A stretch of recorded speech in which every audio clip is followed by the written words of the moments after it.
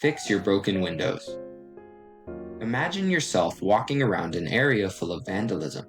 There's barred up doors, graffiti on every single wall you see, and trash all over the ground. You drop a napkin that you're holding in your hand and it blows into the street. Would you feel inclined to chase after it, pick it up and put it in the trash, or would you let it float away and join the collections of garbage that are already there with it? What about the inverse? What if it was the cleanest place you've ever been? There's not a speck of garbage within sight, and people are watching your trash float by. It seems like human nature to chase after it and pick it up, to do your part in keeping the neighborhood as it was when you found it. This is a theory introduced by two social scientists, James Q. Wilson and George L. Kelly. They used the example of a broken window being a metaphor for unchecked environmental decay in a larger neighborhood. When we see visible signs of disorder and neglect, it creates an unconscious influence that encourages further infractions. Take a brand new car, for example. Scratching that would be very problematic, but a beater that has already had some damage, well, at that point, a scratch is normal. However, I believe this applies to our own personal lives in ways that we don't fully respect yet.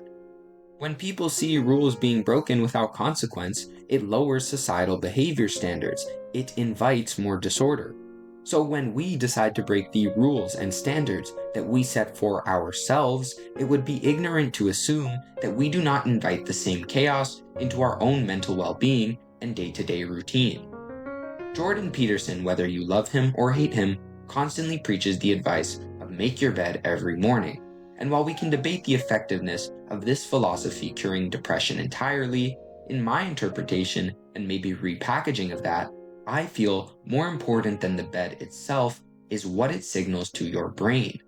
Standards exist.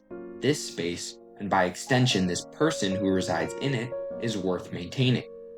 We see this a lot in the world of dieting, where one cheat meal often becomes a cheat day for a lot of people. When you skip a workout, for example, it really isn't that big of a deal if you look at it as being a one-day thing. But if because you broke that promise of going to the gym, you leave some dishes in the sink longer than you should, and you head to bed a little bit later than is responsible, that's when a broken window or a missed gym day becomes something very, very dangerous. This is, for better or for worse, the larger purpose of maintaining the small tasks. It can make or break the difference between someone who seems to have their life together and someone who is constantly playing catch-up with themselves. Stop thinking about the task itself and more so emphasize what the action of breaking a promise with yourself does for you in the future. A good way of understanding this is to think of your decisions as casting a vote for the type of person you are becoming. Whenever you follow through with something small, even if it's relatively insignificant, you are casting a vote towards productivity, towards a clean space mentally. Every time you fall short of those promises, you cast a different vote, and whether we like it or not, these choices do stack up over time. However, I feel that where a lot of social media advice messes up is showing you what will happen if you don't do something, scaring you almost with the consequences, and maybe that has its place, but I feel that we can use this as an opportunity to go against that and discuss this in a more positive light. Just as neglect for ourselves compounds, so does discipline. When you fix one window, it becomes easier to fix the next. When you do the little things like making your bed, it makes putting out the trash easier.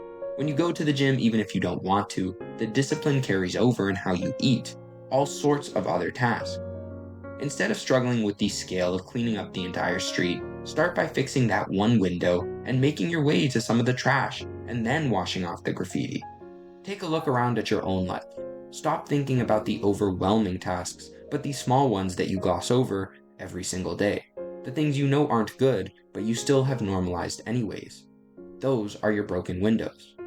When you stop letting your standards fall, and you force yourself to meet them, you become someone who keeps their word to the most important person of them all, yourself. So I leave this in the well for you all.